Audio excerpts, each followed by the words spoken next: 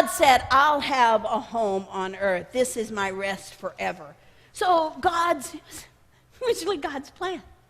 What was originally God's plan? Get in earth to heaven? Get in heaven to earth.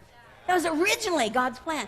It was originally God's plan to live on earth. It was originally God's plan that the heaven that is his throne and the earth that is footstool would all make up the place of his dwelling, and there'd be no difference in that.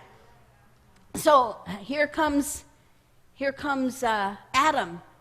Now, God's done this all. He's rested, and he says to Adam, okay, now it's your turn. This is your earth. Have dominion. And we can just kind of guess what it should have been like, because Adam didn't go too far till he blew it. But if you will give me a liberty here, let's guess a little bit what it would have been like.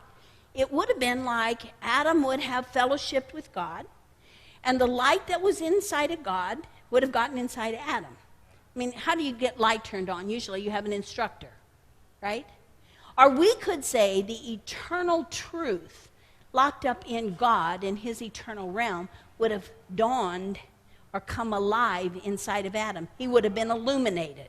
He would have gotten eternal light into his temporal man. Based on then the light that was inside of him, he would have gone to work with the raw materials of the earth.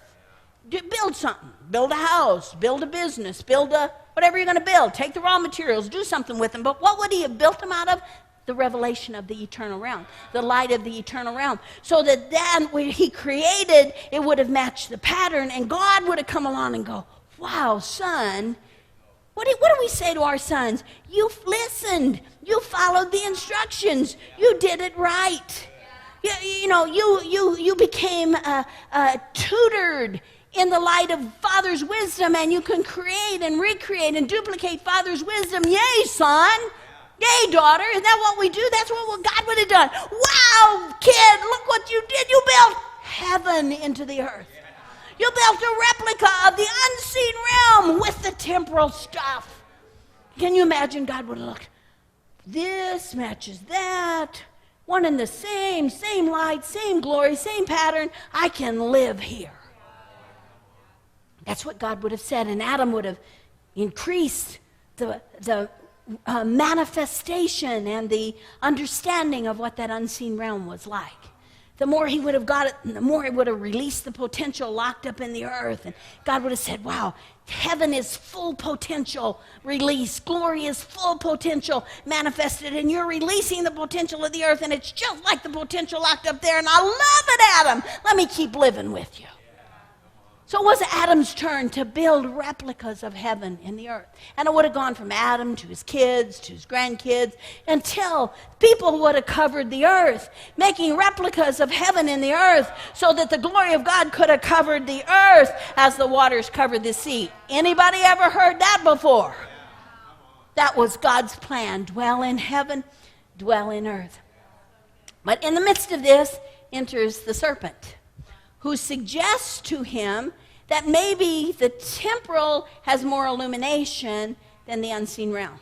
That you can trust the temple. You should trust what you see. You should trust what you hear. You should trust what you taste. You should trust what the 5 physical senses tell you, because the university of the mind will always instruct you correctly.